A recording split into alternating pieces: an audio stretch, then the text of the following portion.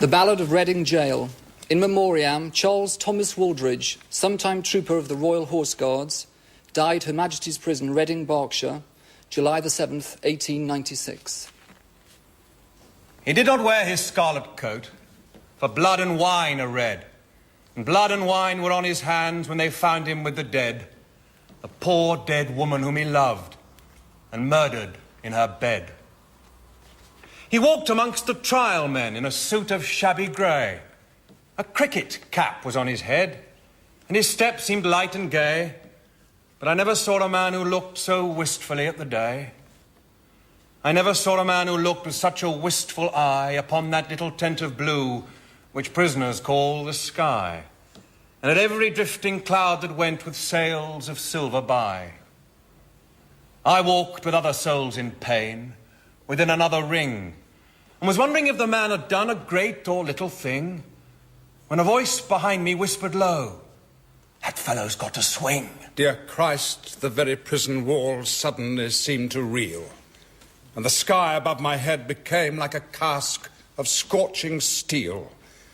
And though I was a soul in pain, my pain I could not feel.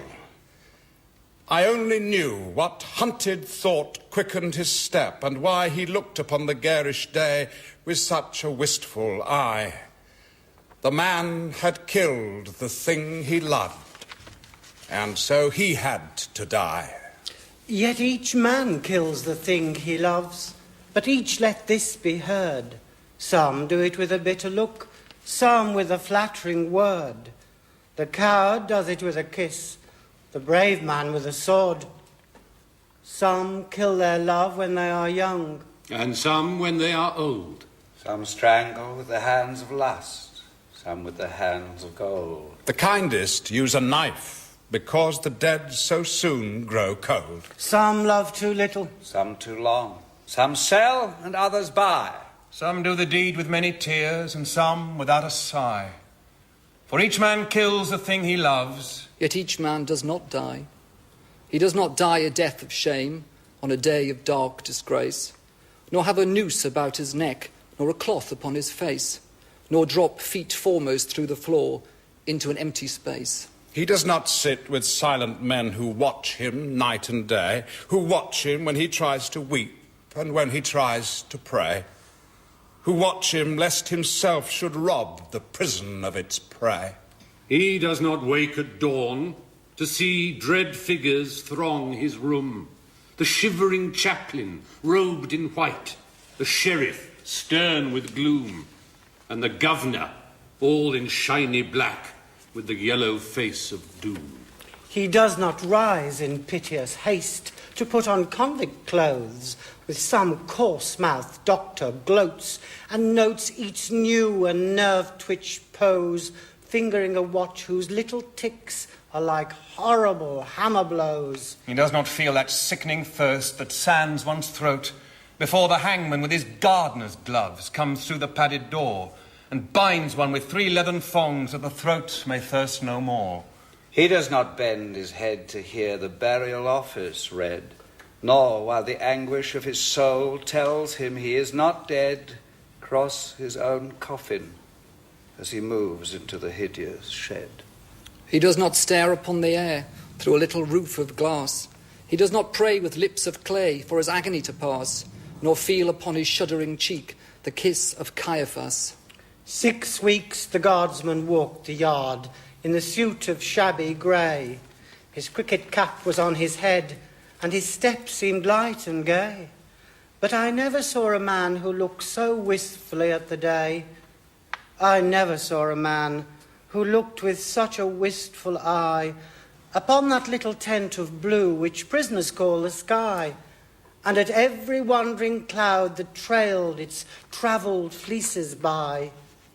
He did not wring his hands, as do those witless men who dare to try to rear the changeling hope in the cave of black despair. He only looked upon the sun and drank the morning air. He did not wring his hands, nor weep, nor did he peak or pine, but he drank the air as though it held some healthful anodyne. With open mouth he drank the sun, as though it had been wine. And I and all the souls in pain who tramped the other ring forgot if we ourselves had done a great or little thing, and watched with gaze of dull amaze the man who had to swing. For strange it was to see him pass with a step so light and gay, and strange it was to see him look so wistfully at the day, and strange it was to think that he had such a debt to pay. For oak and elm have pleasant leaves that in the springtime shoot, but grim to see is the gallows tree with its adder-bitten root, and green or dry, a man must die before it bears its fruit. The loftiest place is that seat of grace for which all worldlings try, but who would stand in hempen band upon a scaffold high, and through a murderer's collar take his last look at the sky? It is sweet to dance to violins when love and life are fair. To dance to flutes, to dance to lutes is delicate and rare. But it is not sweet with nimble feet to dance upon the air. So with curious eyes and sick surmised we watched him day by day, and wondered if each one of us would end the self-same way, for none of us can tell to what dread hell his sightless soul may stray. At last, the dead man walked no more amongst the trial men, and I knew that he was standing up in the black dock's dreadful pen, and that never would I see his face for weal or woe again. Like two doomed ships that pass in storm, we had crossed each other's way, but we made no sign, we said no word, we had no word to say. For we did not meet in the holy night, but in the shameful day. A prison wall was round us both, two outcast men we were. The world had thrust us from its heart, and God from out his care, and the iron gin that waits for sin had caught us in its snare.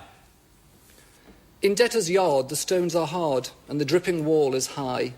So it was there he took the air beneath the leaden sky, and by each side a warder walked, for fear the man might die. Or else he sat with those who watched his anguish night and day, who watched him when he rose to weep, and when he crouched to pray, who watched him lest himself should rob their scaffold of its prey. The governor was strong upon the Regulations Act. The doctor said that death was but a scientific fact. And twice a day the chaplain called and left a little tract. And twice a day he smoked his pipe and drank his quart of beer. His soul was resolute and held no hiding place for fear. He often said that he was glad the hangman's day was near. But why he said so strange a thing, no warder dared to ask. For he to whom a watcher's doom is given as his task must set a lock upon his lips and make his face a mask. Or else he might be moved and try to comfort or console. And what should human pity do, pent up in murderer's hole? What word of grace in such a place could help a brother's soul? Slouch and swing around the ring, we trod the fool's parade. We did not care. We knew we were the devil's own brigade, and shaven head and feet of lead make a merry masquerade.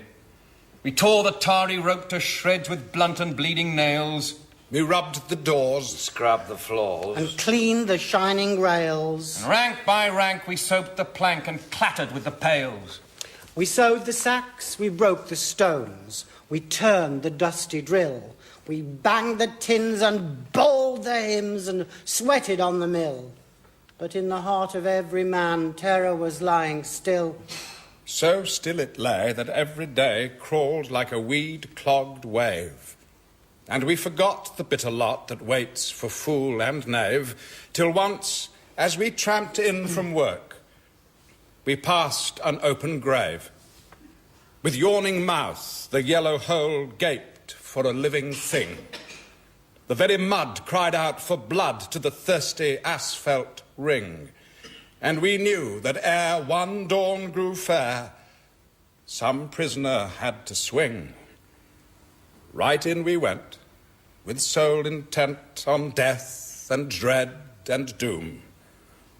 The hangman, with his little bag, went shuffling through the gloom. and I trembled as I groped my way into my numbered tomb. That night, the empty corridors were full of forms of fear, and up and down the iron town stole feet we could not hear, and through the bars that hide the stars, white faces seemed to peer. He lay as one who lies and dreams in a pleasant meadowland. The watchers watched him as he slept, and could not understand how one could sleep so sweet a sleep with a hangman close at hand. But there is no sleep when men must weep who never yet have wept. So we, the fool, the fraud, the knave, that endless vigil kept, and through each brain, on hands of pain, another's terror crept. Alas, it is a fearful thing to feel another's guilt, for right within the sword of sin pierced to its poison hilt, and as molten lead were the tears we shed for the blood we had not spilt. The warders with their shoes of felt crept by each padlocked door, and peeped, and saw with eyes of awe grey figures on the floor, and wondered why men knelt to pray who never prayed before. All through the night we knelt and prayed, mad mourners of a corse.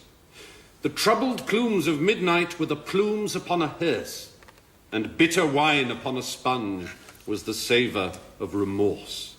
The grey cock crew, the red cock crew, but never came the day, and crooked shapes of terror crouched in the corners where we lay, and each evil sprite that walks by night before us seemed to play. They glided past, they glided fast, like travellers through a mist. They mocked the moon in a rigadoon of delicate turn and twist, and with formal pace and loathsome grace the phantoms kept their tryst. With mop and mow we saw them go, slim shadows, hand in hand. About, in ghostly rout, they trod a saraband, and the damned grotesques made arabesques like the wind upon the sand. With the pirouettes of marionettes they tripped on pointed tread, but with flutes of fear they filled the ear, as their grisly mask they led, and loud they sang, and long they sang, for they sang to wake the dead. Oh-ho, they cried, the world is wide, but fettered limbs go lame, and once or twice to throw the dice is a gentlemanly game. But he does not win who plays with sin in the secret house of shame. No things of air these antics were, that frolicked with such glee, to men whose lives were held in gyves, and whose feet might not go free. Oh, wounds of Christ, they were living things, most terrible to see.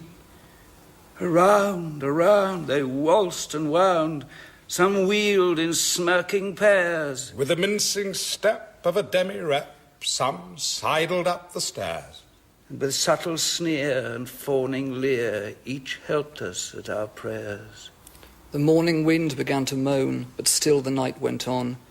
Through its giant loom the web of gloom crept till each thread was spun. And as we prayed we grew afraid of the justice of the sun. The moaning wind went wandering round the weeping prison wall, till like a wheel of turning steel we felt the minutes crawl. O moaning wind, what had we done to have such a seneschal? At last I saw the shadowed bars, like a lattice wrought in lead, move right across the whitewashed wall that faced my three-planked bed, and I knew that somewhere in the world God's dreadful dawn was red. At 6 o'clock, we cleaned our cells. At 7 all was still. At the sough and swing of a mighty wing the prison seemed to fill. For the Lord of Death, with icy breath, had entered in to kill. He did not pass in purple pomp, nor ride a moon-white steed. 3 yards of cord and a sliding board are all the gallows need. So with rope of shame the herald came to do the secret deed. We were as men who through a fen of filthy darkness grope. We did not dare to breathe a prayer or give our anguish scope. Something was dead in each of us, and what was dead was hope. For man's grim justice goes its way and will not swerve aside. It slays the weak, it slays the strong, it has a deadly stride. With iron heel it slays the strong, the monstrous parricide. We waited for the stroke of 8, each tongue was thick with thirst. For the stroke of 8 is the stroke of fate that makes a man accursed. And fate will use a running noose for the best man and the worst. We had no other thing to do, save to wait for the sign to come. So, like things of stone, in a valley lone, quiet we sat and dumb. But each man's heart beat thick and quick, like a madman on a drum. With sudden shock, the prison clock smote on the shivering air. And from all the jail rose up a wail of impotent despair, like the sound that frightened marshes hear from some leper in his lair. And as one sees most fearful things in the crystal of a dream, we saw the greasy hempen rope hooked to the blackened beam, and heard the prayer the hangman's snare strangled into a scream, and all the woe that moved him so that he gave that bitter cry, and the wild regrets, and the bloody sweats, none knew so well as I. For he who lives more lives than one, more deaths than one must die. There is no chapel on the day on which they hang a man. The chaplain's heart is far too sick, or his face is far too wan, or there is that written in his eyes which none should look upon. So they kept us close till nigh on noon, and then they rang the bell. And the warders with their jingling keys opened each listening cell, and down the iron stair we tramped, each from his separate hell. Out into God's sweet air we went, but not in wonted way. For this man's face was white with fear, and that man's face was grey. And I never saw sad men who looked so wistfully at the day. I never saw sad men who looked with such a wistful eye upon that little tent of blue we prisoners called the sky. And at every happy cloud that passed in such strange freedom by. But there were those amongst us all who walked with downcast head, and knew that had each got his due, they should have died instead. He had but killed a thing that lived, whilst they had killed the dead. For he who sins a second time wakes a dead soul to pain, and draws it from its spotted shroud and makes it bleed again, and makes it bleed great gouts of blood, and makes it bleed in vain. Like ape or clown, in monstrous garb with crooked arrows starred, silently we went round and round the slippery asphalt yard. Silently we went round, and no man spake a word. Silently we went round, and through each hollow mind the memory of dreadful things rushed like a dreadful wind, and horror stalked before each man, and terror crept behind. The warders strutted up and down and watched their herd of brutes. Their uniforms were spick and span, and they wore their Sunday suits. But we knew the work they had been at by the quicklime on their boots. For where a grave had opened wide, there was no grave at all, only a stretch of mud and sand by the hideous prison wall, and a little heap of burning lime, that the man should have his pall. For he has a pall, this wretched man, such as few men can claim. Deep down below a prison yard, naked for greater shame, he lies, with fetters on each foot, wrapped in a sheet of flame. And all the while the burning lime eats flesh and bone away. It eats the brittle bone by night, and the soft flesh by day. It eats the flesh and bone by turns, but it eats the heart alway. For 3 long years they will not sow or root or seedling there. For 3 long years the unblessed spot will sterile be and bare, and look upon the wondering sky with unreproachful stare. They think a murderer's heart would taint each simple seed they sow. It is not true. God's kindly earth is kindlier than men know, and the red rose would but blow more red, and white rose whiter blow. Out of his mouth a red, red rose, out of his heart a white. For who can say by what strange way Christ brings his will to light, since the barren staff the pilgrim bore bloomed in the great Pope's sight? But neither milk-white rose nor red may bloom in the prison air. The shard, the pebble, and the flint are what they give us there. For flowers have been known to heal a common man's despair. So never will wine-red rose or white, petal by petal, fall on that stretch of mud and sand that lies by the hideous prison wall, to tell the men who tramp the yard that God's Son died for all. Yet though the hideous prison wall still hems him round and round, and a spirit may not walk by night that is with fetters bound, and a spirit may but weep that lies in such unholy ground. He is at peace, this wretched man, at peace, or will be soon. There is no thing to make him mad, nor does terror walk at noon, for the lampless earth in which he lies has neither sun nor moon. They hanged him as a beast is hanged. They did not even toll a requiem that might have brought rest to his startled soul, but hurriedly they took him out and hid him in a hole. The water stripped him of his clothes and gave him to the flies. They mocked the swollen, purple throat and the stark and staring eyes. With laughter loud they heaped the shroud in which the convict lies. The chaplain would not kneel to pray by his dishonoured grave, nor mark it with that blessed cross that Christ for sinners gave. Because the man was one of those whom Christ came down to save. Yet all is well. He has but passed to life's appointed bourne, and alien tears will fill for him pity's long broken urn. For his mourners will be outcast men, and outcasts always mourn. I know not whether laws be right or whether laws be wrong. All that we know, who lie in jail, is that the wall is strong, and that each day is like a year whose days are long. But this I know, that every law that men have made for man, since first man took his brother's life and the sad world began, but straws the wheat and saves the chaff with a most evil fan.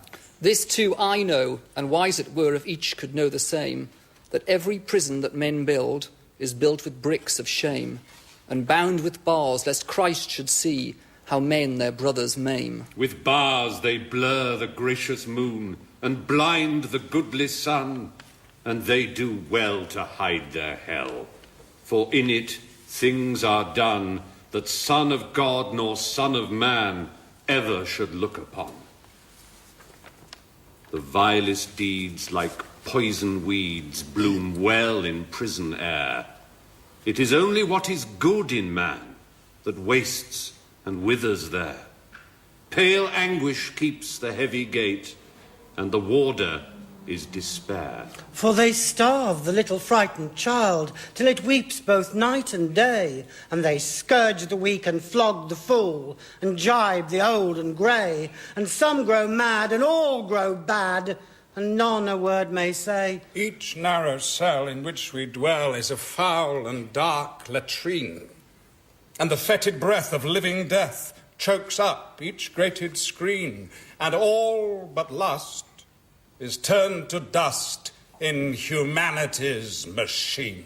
The brackish water that we drink creeps with a loathsome slime, and the bitter bread they weigh in scales is full of chalk and lime, and sleep will not lie down but walks wild-eyed and cries to time. But though lean hunger and green thirst like asp with adder fight, we have little care of prison fare, for what chills and kills outright is that every stone one lifts by day becomes one's heart by night. With midnight always in one's heart and twilight in one's cell, we turn the crank or tear the rope, each in his separate hell. And the silence is more awful far than the sound of a brazen bell. And never a human voice comes near to speak a gentle word, and the eye that watches through the door is pitiless and hard. And by all forgot, we rot and rot, with soul and body marred. And thus we rust, life's iron chain, degraded and alone. And some men curse, and some men weep, and some men make no moan.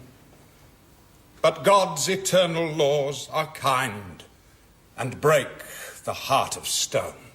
And every human heart that breaks in prison cell or yard is as that broken box that gave its treasure to the Lord and filled the unclean leper's house with the scent of costliest nard. Oh, happy those whose hearts can break and peace of pardon win.